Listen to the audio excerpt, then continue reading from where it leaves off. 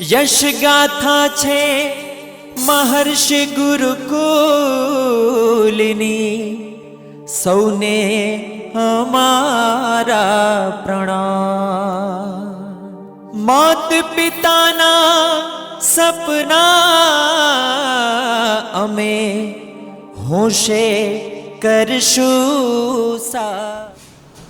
આગળ આપણે ભણ્યા સંચાલન એક વિજ્ઞાન, સંચાલન એક કળા। એના પછીનો ત્રીજો મુદ્દો છે જે 3 અને 5 માર્કમાં પૂછાય છે। સંચાલન એક વ્યવસાય। ધોરણ 11 વાણિજ્ય વ્યવસ્થા અને સંચાલનમાં આપણે આ અર્થ આપણે ભણ્યા હતા। એની અંદર આપણે આવતું નોકરી, ધંધો અને વ્યવસાય। એમાં આપણે ભણી ગયા વ્યવસાય એટલે શું, એ જ અર્થ આપણને આપ્યો છે કે વ્યવસાય એટલે કોઈ પણ એક ક્ષેત્રનું વિશિષ્ટ જ્ઞાન પ્રાપ્ત કરી એનો લાભ, પહેલા તો વિશિષ્ટ જ્ઞાન પ્રાપ્ત કરી એનો લાભ સમાજને આપી તેના બદલામાં ફી વસૂલ કરવામાં આવે તો એને શું કહેવાય, વ્યવસાય। ધંધાના 3 સ્વરૂપ છે, નોકરી, ધંધો અને વ્યવસાય।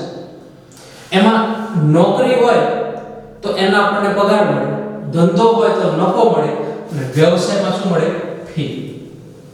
એટલે કોઈ પણ એક ક્ષેત્રનું વિશિષ્ટ જ્ઞાન પ્રાપ્ત કરવાનું, કોઈ પણ ક્ષેત્ર હોય, પછી ડોક્ટર હોય, વકીલ હોય, સીએ હોય, સીએસ હોય, આઈસીડબ્લ્યુ હોય, આ કોઈ પણ એક ક્ષેત્રનું વિશિષ્ટ જ્ઞાન પ્રાપ્ત કરી બદલા એનો લાભ આપણે સમાજને આપશું અને એના બદલામાં આપણને સમાજ શું આપશે, ફી આપે, તો એને આપણે કહીશું વ્યવસાય।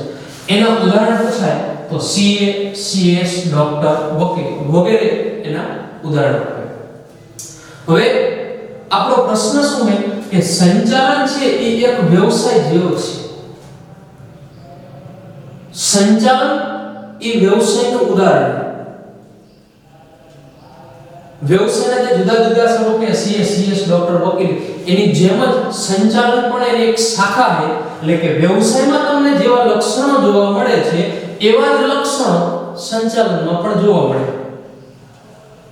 જે આપણે પ્રૂફ કરીએ। પહેલું જ લક્ષણ છે વિશિષ્ટ જ્ઞાનની જરૂર। આપણે અર્થમાં જ ભણ્યું કે વ્યવસાય એટલે શું, કે કોઈ પણ એક ક્ષેત્રનું વિશિષ્ટ જ્ઞાન પ્રાપ્ત કરે। જેવી રીતે વ્યવસાયમાં વ્યવસાયિક વ્યક્તિ ડોક્ટર હોય તો ડોક્ટરનું વિશિષ્ટ જ્ઞાન કહેવાય, ડોક્ટરની લાઈનનું। વકીલ હોય તો એને કાયદાનું જ્ઞાન, સીએ હોય તો એને એકાઉન્ટન્ટનું જ્ઞાન, કંપની સેક્રેટરી સીએસ હોય તો એને કાયદાનું પાલન કરવાની જવાબદારી હોય, કંપની કાયદાનું। એવી રીતે સંચાલન છે તો એ સંચાલન કરવા માટેનું પણ એક વિશિષ્ટ જ્ઞાન છે। જેમ ડોક્ટર માટે એમબીબીએસ આવે, વકીલ માટે એલએલબી વિશિષ્ટ જ્ઞાન આવે, એના દ્વારા મળી શકે। એવી જ રીતે સંચાલન કરવા માટેની આપણી જે લાઈન છે, સ્કોપ છે, એને કહેવાય બીબીએ અને એમબીએ। આ બંનેના ફૂલ ફોર્મ પૂછાય છે ઘણી વખત 1 માર્કમાં।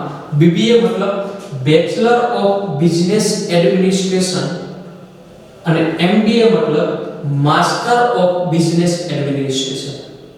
બીજો રૂલ, સંચાલન કરવા માટે 2 લાયકાત જોઈએ, એક બીબીએ જે બેચલર ડિગ્રી આવે 3 વર્ષની આવે, બેચલર ઓફ બિઝનેસ એડમિનિસ્ટ્રેશન, અને બીબીએ પૂર્ણ કરો એટલે 3 વર્ષ પૂરા કર્યા પછી એમબીએ નો કોર્સ આવે 2 વર્ષનો, master of business administration, BBA પૂરો કર્યા બાદ થાય। જે સંચાલન કરવું હોય તો એના માટેની લાયકાત છે। એટલે કે આ સંચાલન છે વ્યવસાય જેવા જ લક્ષણો જોઈએ। વ્યવસાયમાં લક્ષણ કે વ્યવસાયિક વ્યક્તિ પાસે કોઈ એક ક્ષેત્રનું વિશિષ્ટ જ્ઞાન હોય છે તો સંચાલક વ્યક્તિ છે એને સંચાલન કરવા માટે પણ વિશિષ્ટ જ્ઞાનની જરૂર પડે છે। બીજું, જ્ઞાનમાં વૃદ્ધિ અને સંશોધન। કે સંચાલન કરે ત્યારે દર દિવસે નવા નિયમો આવે, સુધારો થાય, નવા પ્રોબ્લેમ આવે, નવી નીતિઓ આવે, તો એનો અમલ કરવા માટે એના જ્ઞાનમાં વૃદ્ધિ થવી જોઈએ, સંશોધન થવું જોઈએ। કોઈ પણ ડોક્ટર છે આજથી 20 વર્ષ પહેલા ડોક્ટર બન્યો હોય, આજે જે ટેકનિક છે એ 20 વર્ષ પહેલા હતી નહીં. જો એ ડોક્ટરે એની વ્યવસાયમાં ટકી રહેવું હોય તો જે ટેકનિક અત્યારે હાજરમાં છે, પ્રેઝન્ટ છે, એ ટેકનિક એના જ્ઞાન એમાં વૃદ્ધિ કરવી પડે, સંશોધન કરવું પડે, અભ્યાસ કરવો પડે. કોઈ પણ સીએ છે, માની લો આપણે જાણીએ છીએ કે કંપની ધારો 2012 અને કંપની ધારો 1956 વાણિજ્ય વ્યવસ્થામાં આવે આપણે કે જૂનો કાયદો હતો 1956 નો કંપની ધારો, કંપનીનું સંચાલન કરવા માટે કંપની ધારો 1956 હતો, જે સુધરી અને 2012 થયો. તો 2012 થયો. હવે કોઈ પણ સીએ કે સીએસ છે ઈ માની લો 2010 પહેલા 12 પહેલા સીએ થયા હોય કે સીએસ થઈ ગયા હોય, એને 2012 ના કાયદાનું જ્ઞાન હશે નહીં. તો હવે ઈ સીએ અને સીએસ કાયદા વિશે જાણકાર છે, કાયદાનું જાણકારી હોવી જોઈએ.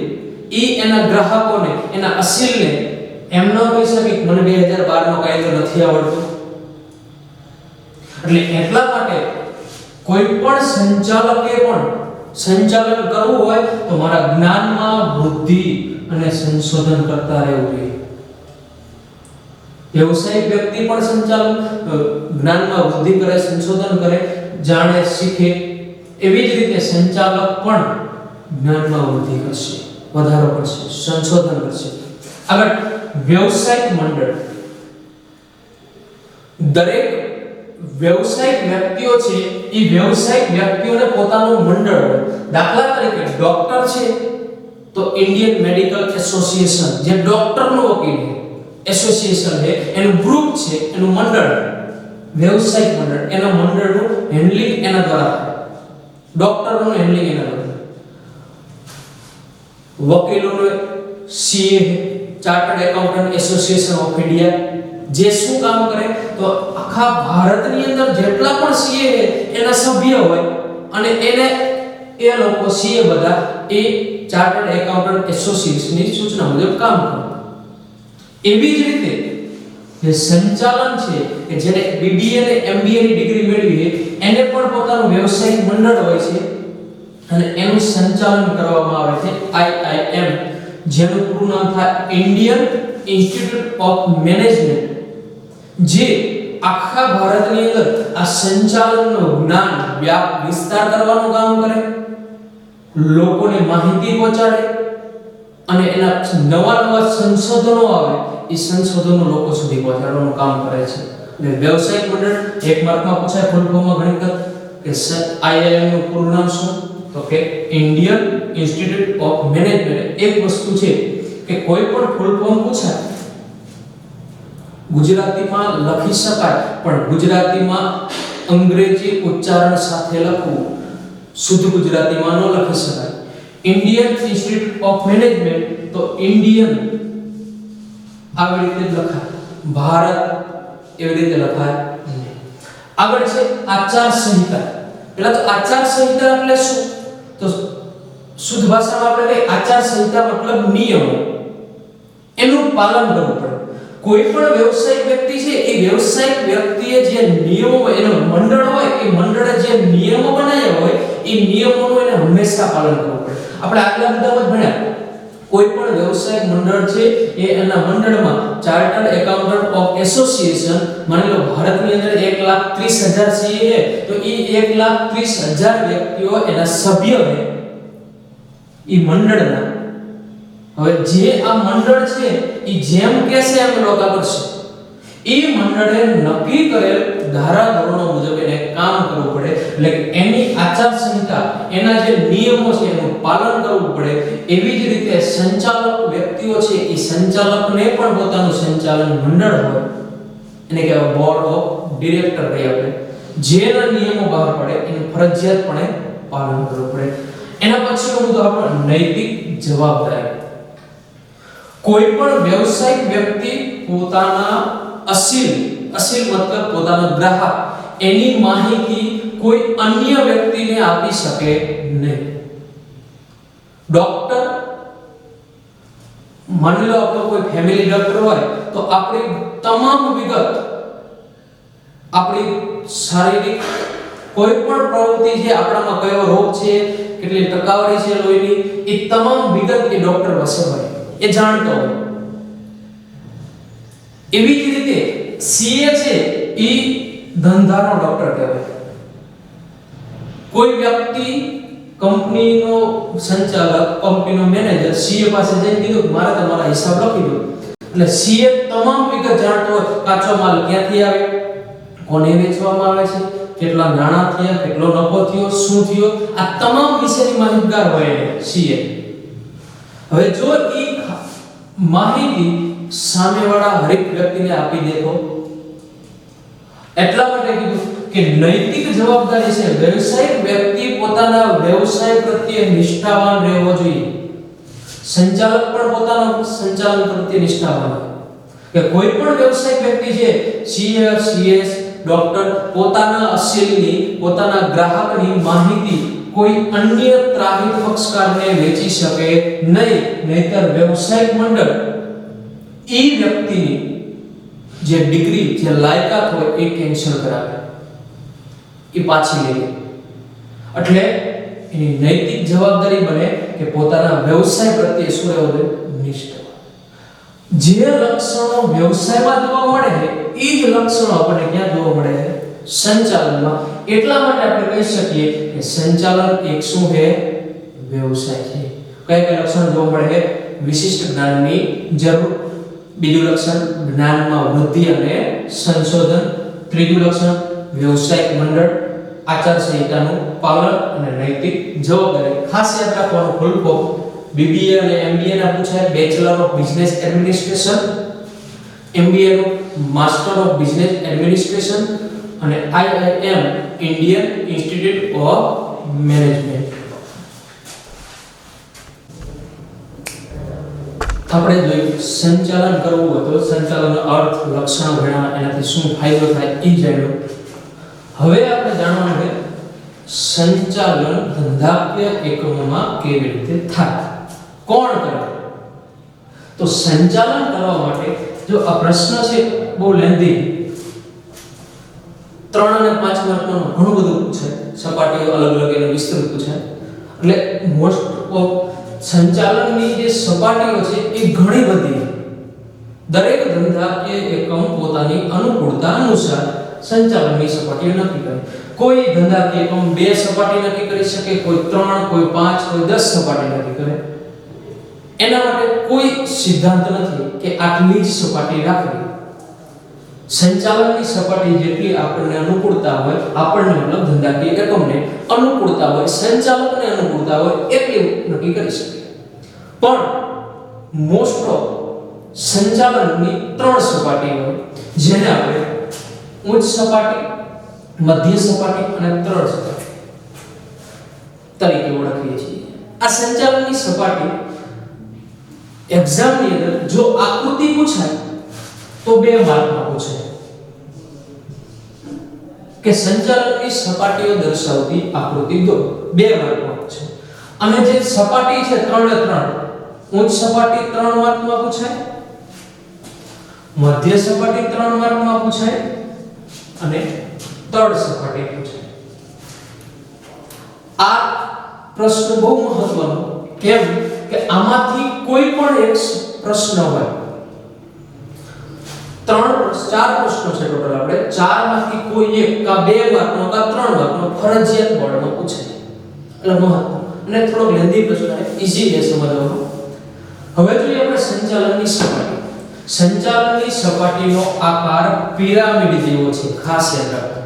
સંચાલનની સપાટીઓ દર્શાવતી આકૃતિ છે. એક વાક્ય કે વિકલ્પમાં પૂછાય કે સંચાલનની સપાટી દર્શાવતી આકૃતિનો આકાર કેવો છે, તો જવાબ લખવાનો શું, પિરામિડ. પિરામિડ આ ટાઈપના.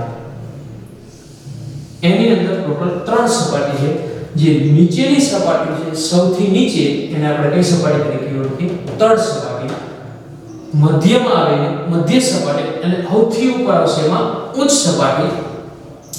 સમજવા માટે મેં શોર્ટમાં ઇંગ્લિશમાં લખ્યું ઉપ સપાટી છે. એની અંદર જે સમાવેશ થનાર વ્યક્તિ છે BOD મતલબ બોર્ડ ઓફ ડિરેક્ટર, સંચાલક મંડળ. એમડી મેનેજિંગ ડિરેક્ટર અને એના પછી સીઈઓ ચીફ એક્ઝિક્યુટિવ ઓફિસર મુખ્ય વહીવટી અધિકારી ગુજરાતીમાં કહેવાય અને જનરલ મેનેજર મતલબ કે આ ચાર વ્યક્તિઓનો સમાવેશ ઉચ્ચ સપાટીમાં થાય. મધ્ય સપાટીમાં કોનો સમાવેશ થાય તો કે વિવિધ વિભાગીય અધિકારીઓ અને નિષ્ણાત. બુકની અંદર માત્ર આટલું લખ્યું વિવિધ વિભાગીય અધિકારીઓ પણ નિષ્ણાત શબ્દ લખ્યો નથી, પરંતુ બોર્ડની અંદર એક વખત પૂછાણો હતો કે નિષ્ણાતોનો સમાવેશ કઈ સપાટીમાં થાય છે તો એ મધ્ય સપાટીમાં થાય છે. એટલા માટે યાદ રાખવાનું કે વિવિધ વિભાગીય અધિકારીઓ અને નિષ્ણાતો. કયા કયા અધિકારીઓ તો આપણે અહીંયા તો ત્રણ જ વિભાગ લખ્યા કે ઉત્પાદન ખરીદ વેચાણ. આના સિવાયના પણ ધંધાકીય એકમોની અંદર ઘણા વિભાગ હોઈ શકે. ઉત્પાદન ખરીદ વેચાણ કર્મચારી નાણાં ઘણા બધા વિભાગો જેટલા પણ હોય દરેક વિભાગીય અધિકારી હોય. વિભાગના અધિકારી માની લો ઉત્પાદન વિભાગ તો એનો વિભાગીય અધિકારી ઉત્પાદન અધિકારી, ખરીદ વિભાગ તો ખરીદ અધિકારી, વેચાણ વિભાગ તો વેચાણ વિભાગ અધિકારી, નાણાં વિભાગ તો નાણાં અધિકારી. જે વિભાગ હોય એ વિભાગનો જે અધિકારી હોય એને વિભાગીય અધિકારી કહેવાય. અને નિષ્ણાત એટલે શું તો કે સીએ એકમની અંદર સીએ જરૂર પડે, સીએસ જરૂર પડે, કાયદાકીય જાણકારી માટે વકીલની જરૂર પડે. તો આ દરેક વ્યક્તિઓ કેવો કહેવાય નિષ્ણાતો. આનો સમાવેશ ક્યાં થશે મધ્ય સપાટી. અને તળ સપાટી મતલબ નિરીક્ષક, ફોરમેન અને જોબર. અને આ વ્યક્તિઓ નિરીક્ષક મતલબ જે વ્યક્તિ કામદારોના કામ પર નિરીક્ષણ કરે એને આપણે નિરીક્ષક કહેવાય, જોબર કહેવાય, ફોરમેન. આ ત્રણની પોસ્ટ અલગ અલગ હોય. એક વસ્તુ યાદ રાખવાની, કર્મચારીઓનો સમાવેશ સંચાલનની એક પણ સપાટીની અંદર થતો નથી. એટલે ક્યારે ભૂલથી પણ તળ સપાટી અંદર ઘણા વિદ્યાર્થીઓ ભૂલ કરે છે કે તળ સપાટીની અંદર કર્મચારી લખે પણ કર્મચારીઓનો સમાવેશ તળ સપાટીમાં થાય નહીં. એનાથી પણ નીચેની સપાટી આવે, ખાલી માત્ર કર્મચારીઓ. ટોટલ 3 સપાટી. આકૃતિ પૂછાય તો 2 માર્કમાં માત્ર આકૃતિ દોરાય. ઉચ્ચ સપાટીમાં કોણ આવે શોર્ટ માટે મેં ઇંગ્લિશમાં લખ્યું, આપણે ગુજરાતીમાં જ લખશું. BOD મતલબ સંચાલક મંડળ, board of director, MD managing director, CEO chief executive officer અને જનરલ મેનેજર. પછી મધ્ય સપાટીમાં વિવિધ વિભાગીય અધિકારીઓ અને નિષ્ણાતો. વિવિધ વિભાગીય અધિકારીમાં ઉત્પાદન ખરીદ વેચાણ નાણાં વિવિધ અધિકારીઓ આવે અને નિષ્ણાતમાં CA CS વકીલ હોય. અને તળ સપાટીમાં નિરીક્ષક, જોબર અને ફોરમેન. કર્મચારીનો સમાવેશ થાય નહીં. હવે આપણે વિગતવાર ત્રણે સપાટીઓ ડિટેલમાં ભણવાની. ઉચ્ચ સપાટી, મધ્ય સપાટી અને તળ સપાટી. એક વસ્તુ યાદ રાખવાની, ઉચ્ચ સપાટી આવે એટલે 3 માર્કમાં પૂછે, અર્થ પૂછાય. તો એનો અર્થ છે એકમની સર્વોચ્ચ સત્તા ધરાવતી સપાટી એટલે ઉચ્ચ સપાટી. એકમની સર્વોચ્ચ સપાટી સૌથી ઉપર. કોઈ પણ ધંધાકીય એકમ હોય સૌથી વધુ સત્તા કોની પાસે હોય સંચાલક મંડળ. એમાંથી નિયુક્તિ થાય મેનેજિંગ ડિરેક્ટર, એમાંથી નિયુક્તિ થાય CEO અને એમાંથી નિયુક્તિ થાય જનરલ મેનેજર. ઉપરથી નીચે સત્તા આવે. કંપનીમાં સંચાલક મંડળ 10 જણા છે તો 10 માંથી કોઈ એક વ્યક્તિ એટલે કે MD ની પસંદગી થાય. MD CEO ને નિમણૂક કરે, CEO જનરલ મેનેજર ની નિમણૂક કરે, જનરલ મેનેજર વિભાગીય અધિકારીઓ બનાવશે, નિષ્ણાતોની નિમણૂક કરે, એના નીચે નિરીક્ષક, જોબર, ફોરમેન ની નિમણૂક કરશે. એટલે સત્તાનો પ્રવાહ ઉપરથી નીચે તરફ આવે. એટલે એકમની સર્વોચ્ચ સત્તા, ખાસ યાદ રાખવાનું કેવી સત્તા સર્વોચ્ચ. કોઈ પણ નિર્ણય લેવો હોય તો કોણ નિર્ણય લઈ શકે ઉચ્ચ સપાટી. સર્વોચ્ચ સત્તા ધરાવતી સપાટી એટલે ઉચ્ચ સપાટી સંચાલન. બીજું, આ સપાટીનું કામ શું તો પહેલું જ કામ મહત્વના ઇમ્પોર્ટન્ટ નિર્ણય લેવાનું કામ આ કરે. એના સિવાય પણ ઘણા બધા કાર્યો છે, આપણે અહીંયા શોર્ટમાં લખ્યા, હું તમને વિગતવાર સમજાવું. ટૂંકમાં લખાયેલા આપણે. પહેલું, મુખ્ય અને ગૌણ હેતુ.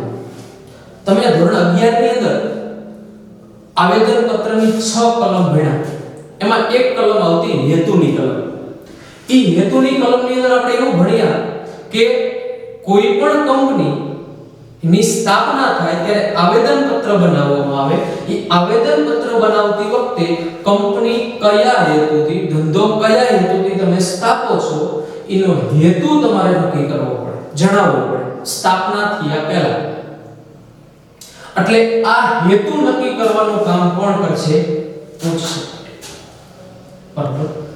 પહેલો મુખ્ય અને ગૌણ. મુખ્ય હેતુ શું? તો કે આ વસ્તુનું ઉત્પાદન કરશું અને એનું વેચાણ કરશું. ગૌણ તો કે એમાંથી જો કોઈ ભંગાર નીકળે તો એનું પણ વેચાણ. આ ગૌણ હેતુ છે. એટલે પહેલું મહત્વનું કાર્ય મુખ્ય અને ગૌણ હેતુ નક્કી કરો. એક મહત્વની બાબત કે આપણે 3 માર્કમાં માત્ર આટલું જ નથી લખતા, અને ડિટેલમાં લખશું. એક વસ્તુ ઉચ્ચ સપાટી સંચાલનમાં કોનો સમાવેશ થાય એ પોઈન્ટ આપણે આમાં લખવાનો. BOD, MD, CEO, general manager એનો પણ સમાવેશ ઉચ્ચ સપાટીમાં થાય. આવો એક આપણે અહીંયા પોઈન્ટ પાડવાનો કે ઉચ્ચ સપાટી સંચાલનમાં BOD, MD, CEO અને જનરલ મેનેજર એના વિસ્તૃત લખવાના કે board of director, managing director, chief executive officer એટલે કે મુખ્ય વહીવટી અધિકારી અને જનરલ મેનેજર આટલાનો સમાવેશ થાય. આવો પોઈન્ટ પાડવાનો. બીજો પોઈન્ટ એકમના ટ્રસ્ટી. ટ્રસ્ટીનું કામ શું? તો કે કોઈ ધંધાકીય એકમ છે એની જે સંપત્તિ છે, જે એની પ્રોપર્ટી છે એની સાચવવાનું કામ ટ્રસ્ટી તરીકે. ધંધાકીય એકમમાં જે BOD છે, બોર્ડ ઓફ ડિરેક્ટર, એ એના માલિક નથી. બોર્ડ ઓફ ડિરેક્ટર કંપનીનું સંચાલન કરનાર એક વર્ગ છે, એના માલિક નથી. માલિક કોણ છે? શેરધારક. શેરધારકોમાંથી સંચાલકોની ચૂંટણી થાય અને એને કંપનીનું સંચાલન કરવાની સત્તા આપવામાં આવે.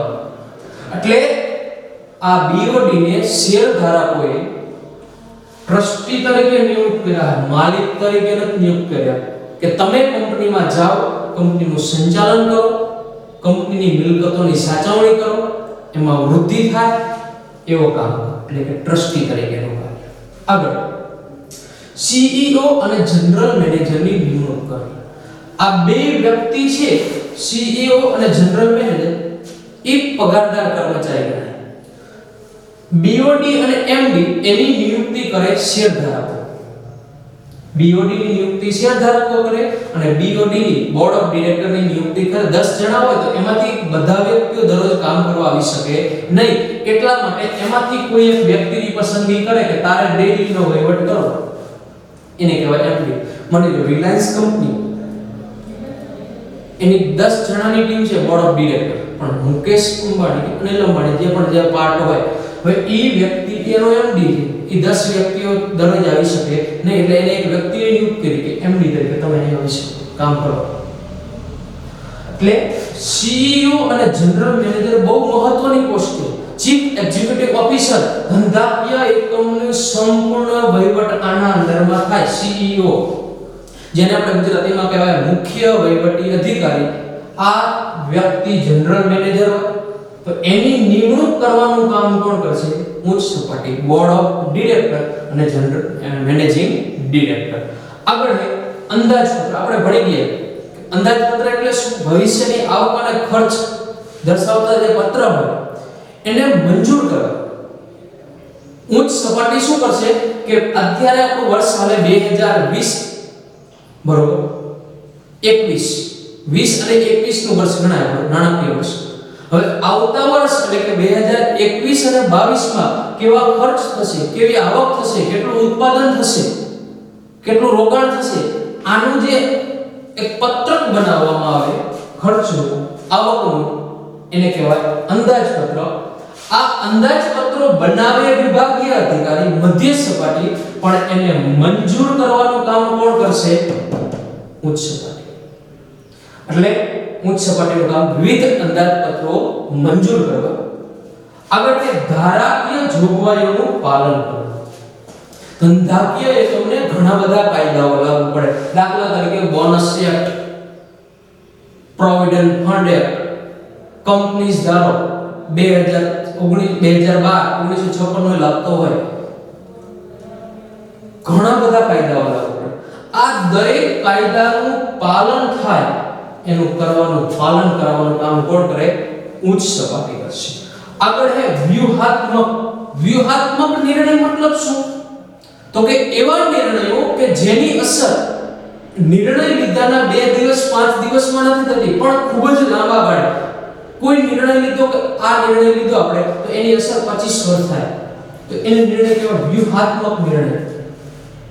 તો આવા નિર્ણયો લાંબા ગાળાનું જે આયોજન થાય એવા નિર્ણયો લેવાનું કામ પણ કોણ કરશે? ઉચ્ચ સપાટી.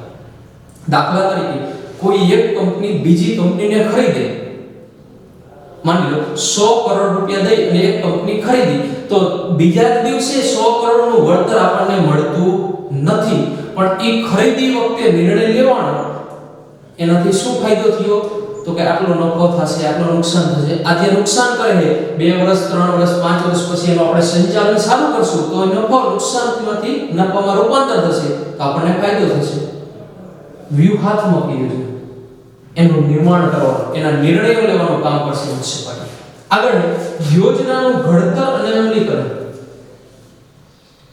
યોજના બનાવી કે ભવિષ્યમાં મારે આટલું કામ કરવાનું છે, તો ઈ કામ કરવા માટે મારે યોજના બનાવવી પડે, ઘડતર કરવું પડે અને એનો અમલ કરવો પડે કે એ પ્રમાણે કામ કરવું. માનો આ વર્ષે નક્કી કર્યું મારે 10,000 વસ્તુઓ બનાવવી છે, તો એ 10,000 વસ્તુ બનાવવા માટે હું યોજના બનાવીશ કે કેવી રીતે બને 10,000 વસ્તુઓ?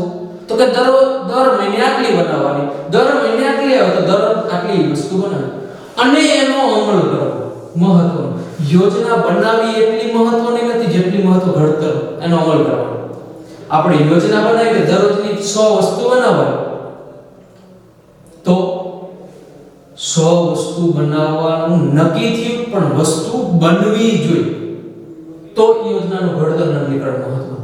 આગળ અને એની દેખરેખ રાખવાની કે આપણે કીધું એ પ્રમાણે કામ થાય છે કે નહીં.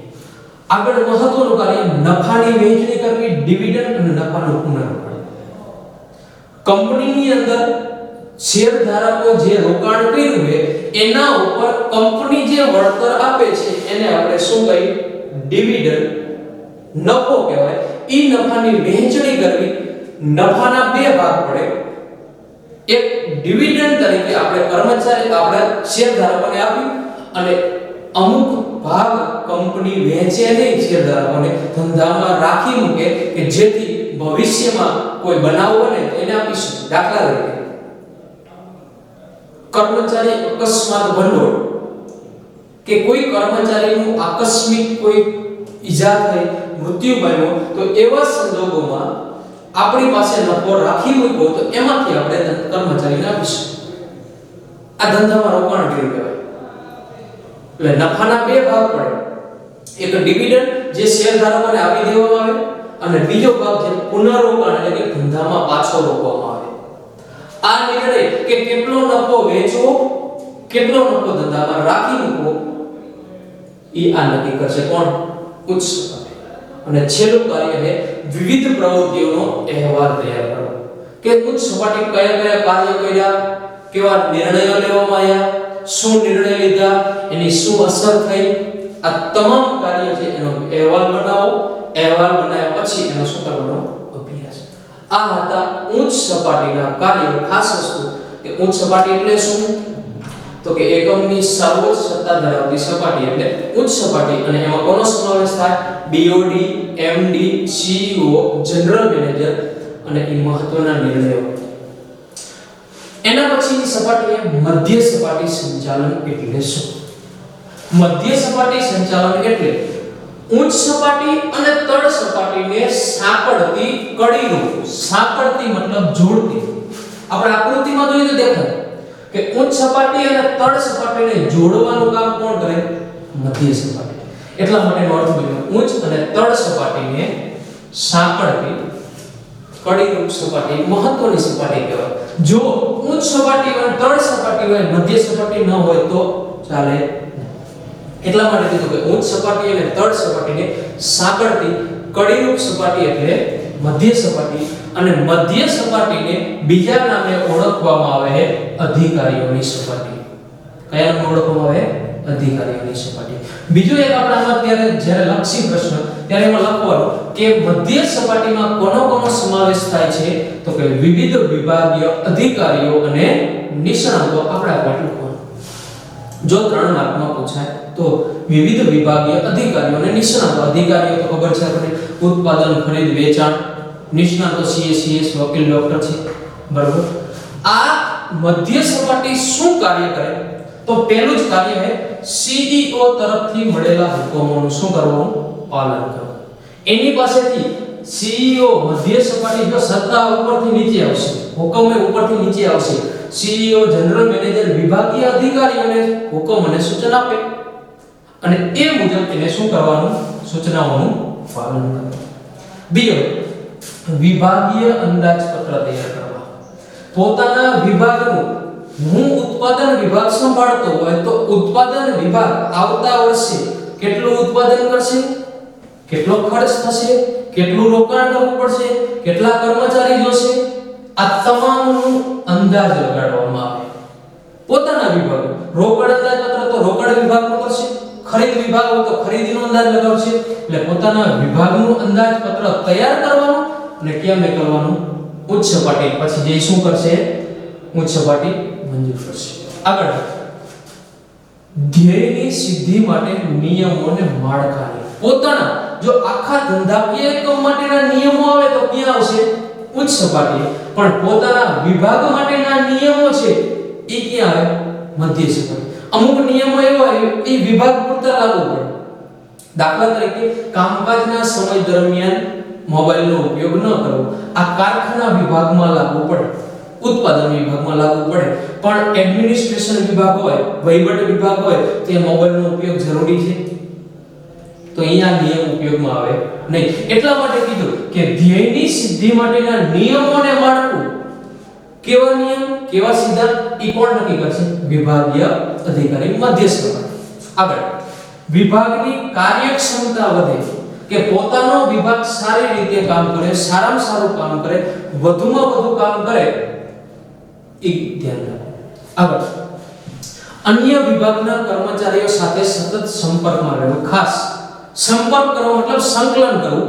ખરીદ વિભાગ વાળો એમ કહે છે હું ખરીદી કરી રાખું, વેચાણ વાળો કહે છે હું વેચાણ કરી રાખું, તો ચાલે નહીં.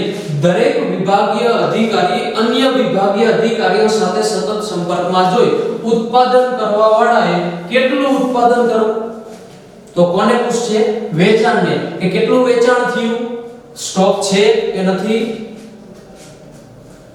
વેચાણ વાળો ઉત્પાદનને કહેશે, ઉત્પાદન વાળો કહેશે ખરીદી વાળા કે મારે આટલી વસ્તુની ખરીદી કરવી, ઉત્પાદન કરવું છે, એના માટેનો કાચો માલ લાવ. ખરીદ વાળો રોકડ વાળાને કહેશે કે એના માટે આટલી વ્યવસ્થા કરે. ઉત્પાદન વાળો નાણા વિભાગને કહેશે, કર્મચારી વિભાગને કહેશે. એટલે દરેક અન્ય વિભાગના કર્મચારી સાથે શું કરવાનું? સંપર્કમાં રહેવાનું. આગળ કીધું પેટા વિભાગના કાર્ય પર દેખરેખ રાખવી.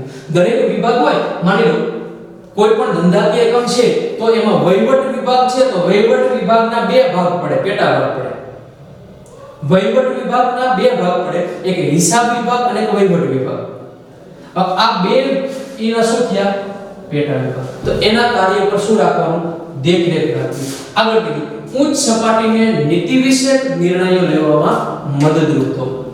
ખાસ વસ્તુ કે વિભાગીય અધિકારીઓ, જો આ અધિકારીઓની સપાટી કીધું કે આની અંદર જે વિભાગીય અધિકારીઓ આવશે ઈ પોતાના ક્ષેત્રના કેવા હોય? નિષ્ણાત હોય. ઉત્પાદન અધિકારી તો એને ઉત્પાદન અંગેનું સંપૂર્ણ નોલેજ હોય. ખરીદ અધિકારી તો ખરીદી વિશેનું સંપૂર્ણ જ્ઞાન હોય. એટલે ઉચ્ચ સપાટીને કોઈ નિર્ણય લેવો હોય, ઉચ્ચ સપાટી વાળા સંપૂર્ણ નોલેજ હોય નહીં, એની સંપૂર્ણ જ્ઞાન ન હોય, તો એને કોઈ નિર્ણય લેવો હોય તો નીતિ વિષયક નિર્ણયો લેવામાં મધ્ય સપાટી એને શું બનશે? મદદરૂપ બનવાનું કામ કરશે. આગળ કીધું વિભાગના કર્મચારીનો જુસ્સો વધે. મારો વિભાગ ક્યારે સફળ બને? મારા કર્મચારીઓ, ઉત્પાદન વિભાગ ક્યારે સફળ થાય? તો કે ઉત્પાદન વિભાગના કર્મચારીઓ સારી રીતે કાર્ય કરે તો એ કાર્ય ક્યારે કરે? જુસ્સાથી કરે. તો એનો જુસ્સો, એનો ઉત્સાહ વધે એવા કામ કરવાના મધ્ય સપાટી. બરાબર? મધ્ય સપાટી. અને છેલ્લી આપણી સપાટી છે તળ સપાટી સંચાલન. આ તળ સપાટી સંચાલન એ સૌથી નીચેની સપાટી છે, એટલા માટે આપણે વ્યાખ્યા કીધું કે સૌથી ઓછી સત્તા ધરાવતી સપાટી એટલે તળ સપાટી સંચાલન. એને બીજા નામે ઓળખવામાં આવે નિમ્ન સપાટી, નિરીક્ષકોની સપાટી અને કાર્યકારી સપાટી. નિમ્ન સપાટી મતલબ નીચેની સપાટી, નિરીક્ષકોની કે એ સપાટીની અંદર કોનો સમાવેશ થાય? નિરીક્ષક મતલબ કર્મચારીઓ ઉપર ધ્યાન રાખનાર સુપરવાઇઝરનો સમાવેશ થાય, એટલે આપણે એમ કીધું નિરીક્ષકોની સપાટી. અને ત્રીજી કીધી કાર્યકારી સપાટી કે એકમનું સૌથી વધુ કાર્ય કઈ સપાટી થાય? તળ સપાટી. એટલા માટે આપણે કઈ કાર્યકારી સપાટી તરીકે ઓળખીએ છીએ. આગળ કીધું નિરીક્ષકો સંચાલનના પ્રતિનિધિ. ખાસ મહત્વ એક માર્કમાં પૂછાય. નિરીક્ષકો સંચાલકના પ્રતિનિધિ. કેમ? તો કે સંચાલકે BOD board of director, MD managing director, એને જે પણ નિર્ણય લીધો ઈ નિર્ણયનો અમલ કરે કોણ? તળ સપાટી. મધ્ય સપાટીનું કામ શું? ઉચ્ચ સપાટી જે નિર્ણય લીધો હોય એનું વિશ્લેષણ કરી અને તળ સપાટીને આપવાનું. અમલ કરવાનું કામ કોણ? તળ સપાટી. એટલે એનું પ્રત્યક્ષ પ્રતિબિંબ ક્યાં પડે? તળ સપાટી. એટલા માટે એવું કહેવાય કે નિરીક્ષકો સંચાલનના શું છે? પ્રતિનિધિ છે. આગળ કીધું સંચાલનનું કાર્ય કેવું છે? તળ સપાટીએ ઓછું. એક માર્કમાં પૂછાય કે સંચાલનમાં સૌથી કાર્ય ઓછું કઈ સપાટીએ થાય? તળ સપાટીએ. પણ વહીવટ એટલે કે કામ ક્યાં વધુ થાય? તળ સપાટી. સંચાલન ઓછું અને વહીવટ વધુ થશે. એના કાર્ય આપણે શોર્ટમાં લખ્યા, આપણે ડિટેલમાં લખશું ત્યારે કામદારોનું કાર્ય શું કરવું? નિરીક્ષણ. કે તળ સપાટી મેં ખાસ પર કીધું તમને કે કર્મચારીનો સમાવેશ તળ સપાટીમાં થતો નથી, એ એના અંડરમાં આવે. એટલે કર્મચારીઓ બરોબર કામ કરે છે કે નથી કરતા? 10 જણા ઉપર એક સુપરવાઇઝર છે, તો એ 10 વ્યક્તિઓ કામ કરે કે નથી કરતા? એ કામ કોનું જોવાનું? નિરીક્ષકનું. એટલે કે નિરીક્ષણ કરવાનું કાર્ય કરવું. આગળ કામદારોમાં શિસ્ત અને જુસ્સો વધે તેવા પ્રયત્ન કરવા. મોટા ભાગે થાય શું કે તળ સપાટી જે કામ કરતા કર્મચારીઓ છે એ વ્યક્તિઓ કુશળ ન હોય, બિનકુશળ હોય, તો એની પાસે શિસ્ત અને જુસ્સો વધે એવા પ્રયત્ન કરવા કે શિસ્ત રીતે કાર્ય કરે, સારી રીતે કાર્ય કરશે, શિસ્તમાં રહે તો એકમ સારી રીતે કામ થશે. એમાં શિસ્તના પ્રશ્ન બહુ મહત્વનો છે. આગળ રોજિંદા કાર્યોનું આયોજન કરવું કે આજે 100 વસ્તુનું ઉત્પાદન કરવું હોય તો એ ઉત્પાદન કેવી રીતે કરવું, કેટલા સમયમાં કરવું, ક્યારે કરશું, કયો વ્યક્તિ ઉત્પાદન કરશે, કેટલું શું બનાવશું, એ આયોજન કરવાનું કામ કરશે તળ સપાટી. આગળ વિભાગીય અધિકારીઓની સૂચનાનો અમલ કરવો કે જે પણ અધિકાર આપણો વિભાગ લાગતો હોય એ વિભાગ ઉપર વિભાગીય અધિકારી આવશે. માની લો ઉત્પાદન વિભાગ, તો એમાં 50 કર્મચારી હોય તો 50 કર્મચારી ઉપર ઉત્પાદન વિભાગ લાગતો હોય, 20 કર્મચારી ઉપર ખરીદ વિભાગ હોય, તો જે પણ વિભાગીય અધિકારી આપણો હોય એ જે સૂચના આપે એનું શું કરવાનું? અમલ. ખાસ એક માર્કનો પ્રશ્ન, યંત્ર વિન્યાસ એટલે શું? એક માર્કમાં પૂછાય. યંત્ર વિન્યાસ એટલે યંત્રની ગોઠવણ કરવી. ધંધાકીય એકમ કારખાનાની અંદર યંત્ર એવી રીતે ગોઠવવું કે જેથી કર્મચારીઓને ઈજા ન થાય, કામ કરવામાં સરળતા રહે. એટલે યંત્ર વિન્યાસ એટલે યંત્રની ગોઠવણ કરવાનું કામ કોણ કરશે? તળ સપાટી. અને યંત્રનું સમારકામ, રિપેરિંગ કામ કરવાનું પણ કામ કરશે તળ સપાટી. આગળ કાર્ય માટે કાચો માલ અને સાધનો આપવાનું કામ પણ તળ સપાટી. કે કર્મચારીને યંત્ર આવ્યો પણ યંત્ર પર કામ કરવા માટે કાચો માલ જોઈએ, સાધનો જોઈએ, એ સાધનો અને કાચો માલ પૂરો પાડવાનું કામ પણ કોણ કરે છે? તળ સપાટી. અને છેલ્લો કે તળ સપાટીએ જે કાર્ય થયું એ કાર્ય કઈ સપાટીએ મોકલશે? મધ્ય સપાટીને મોકલશે. અને મધ્ય સપાટી કઈ સપાટી મોકલે? ઉચ્ચ સપાટી. એટલે ખાસ વસ્તુ યાદ રાખવાનું, સત્તા ઉચ્ચ સપાટીથી મધ્ય સપાટી, મધ્ય સપાટીથી તળ સપાટી, અને અહેવાલ તળ સપાટીથી ઉચ્ચ મધ્ય અને મધ્યથી ઉચ્ચ સપાટી તરફ પ્રયાણ કરે છે. સંચાલનના કાર્ય. હવે આની અંદર થોડીક ડિફિકલ્ટી છે કે સંચાલનના જુદા જુદા કાર્યો જુદા જુદા વ્યક્તિએ આપેલા છે, પણ મેં આપણને પ્રશ્ન પૂછે કંઈ પણ નિર્દેશ ન કરે કે સંચાલનના કાર્યો જણાવો, 2 માર્કમાં પૂછાય તો આપણે માત્ર એના 5 ના નામ લખવાના. આયોજન, જેને આપણે ઇંગ્લિશમાં કહીએ પ્લાનિંગ, વ્યવસ્થા તંત્ર જેને આપણે ઇંગ્લિશમાં કહીએ ઓર્ગેનાઇઝેશન, કર્મચારી વ્યવસ્થા જેને આપણે કહીશું સ્ટાફિંગ, દોરવણી મતલબ ડાયરેક્ટિંગ અને અંકુશ મતલબ કંટ્રોલિંગ. આ છે એ સંચાલનના મુખ્ય કાર્યો છે 5, જેના ઉપર આપણે આગળ દરેક ચેપ્ટર વાઇઝ ભણવાનું થશે કે આયોજન વ્યવસ્થા તંત્ર ચેપ્ટર વાઇઝ આપણે ભણશું. હવે આ જે સંચાલનના કાર્યનું વર્ગીકરણ છે આમાંથી એક ફરજિયાત કા એક વાક્યનો કા વિકલ્પનો પ્રશ્ન પૂછાય કે એનું વર્ગીકરણ કે કુંતજ અને ઓર્ડરનલના મત મુજબ એને કયા કાર્ય કીધા સંચાલનના. ડોક્ટર જ્યોર્જ ટેરીએ સંચાલનના કયા કાર્ય કીધા એ આપણે વર્ગીકરણ કરવાનું. એટલે આના વિશે સમજૂતી આવશે પણ આગળના ચેપ્ટરમાં. અત્યારે આપણે ખાલી જાણવાના છે કે કુંતજ અને ઓર્ડરનલના મત મુજબ કયા કાર્ય, તો કે એને 5 જે આપણા મુખ્ય કાર્ય છે આયોજન, વ્યવસ્થા તંત્ર, કર્મચારી વ્યવસ્થા, દોરવણી અને અંકુશ, કુંતજ અને ઓર્ડરનલના મત મુજબ. હેનરી ફ્યોલના જણાવ્યા મુજબ શું, તો આયોજન વ્યવસ્થા તંત્રને પ્રબંધ તરીકે પણ ઓળખવામાં આવે છે. આદેશ આપવા, સંકલન અને અંકુશ. આગળ પીટર એફ ડ્રકર એના કાર્ય થોડા અલગ પડે ખાસ. પીટર એફ ડ્રકરે શું કીધું કે ધંધાનું સંચાલન, સંચાલકોનું સંચાલન કરવું અને ત્રીજું કામદારો અને કામનું, ત્રણે પાસા આ પાંચે પાંચ કાર્યો આમાં આવી જાય. ધંધાનું સંચાલન કરવું એટલે આખી કંપનીનું જેને કે પાંચે પાંચ કાર્ય આવી જાય. પછી જે સંચાલકો કામ કરે એનું પણ સંચાલન કરવું કે વ્યવસ્થિત કરે કે નથી કરતા, અને કામદારો જે કામ કરે છે એનો પણ કામનું સંચાલન કરે. એટલે પીટર એફ ડ્રકરે 3 કાર્ય કીધા. ડોક્ટર જ્યોર્જ ટેરીએ શું કીધું, 4 કાર્ય આયોજન, વ્યવસ્થા તંત્ર, દોરવણી અને અંકુશ એને કર્મચારી વ્યવસ્થાને વ્યવસ્થા તંત્રમાં સામેલ કર્યું. હવે જે મહત્વનો પ્રશ્ન છે લ્યુથર બ્યુલિક આપણને 2 માર્કમાં પૂછે, ઘણી વખત પૂછે કે લ્યુથર બ્યુલિકનું સૂત્ર જણાવો. 1 માર્કમાં પૂછાય તો એનું સૂત્ર આવે પોસ્ક્રોપ, POSD CORB, એમાં CO સ્મોલ આવે બાકી બધા કેપિટલ આવે. પોસ્ક્રોપનું સૂત્ર 2 માર્કમાં, અથવા એમ કે લ્યુથર બ્યુલિકનું સૂત્ર સમજાવો 2 માર્કમાં, તો આપણે સમજાવવાનું થાય. ઇંગ્લિશ આવડે તો જ લખવું, નહીતર ઉચ્ચારણ લખવું.